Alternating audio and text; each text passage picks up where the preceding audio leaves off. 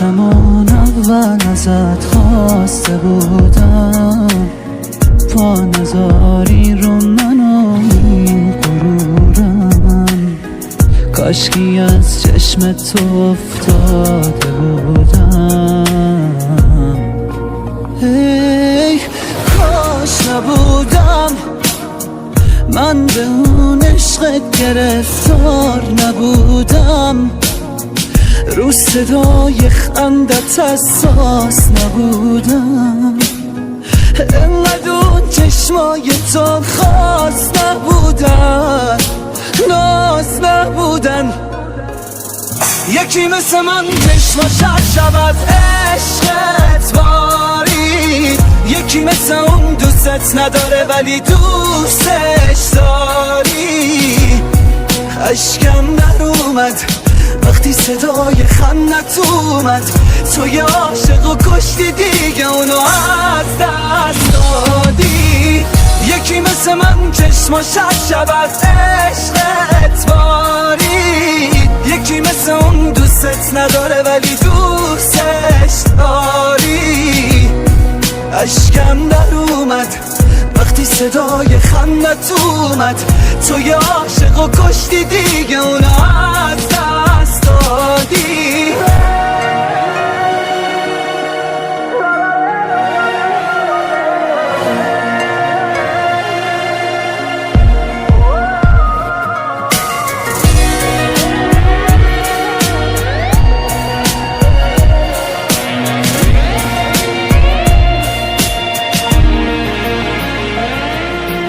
کاش نبودم، کاش همون اول تو رو شناخته بودم، دلو نباخته بودم، ساده بودم، چی ساخته بودم از عشق تو و کاش بدونم کی توفانت اومد.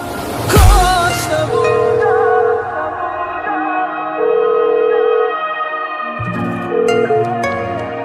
میفهمی احساس یعنی چی؟ اصلا میفهمی حال بد یعنی چی؟ نمیخوای حرف بزنی؟ باشه. یکی مثل من چشماش شب از عشقت بارید، یکی مثل اون دوستت نداره ولی دوستش داری.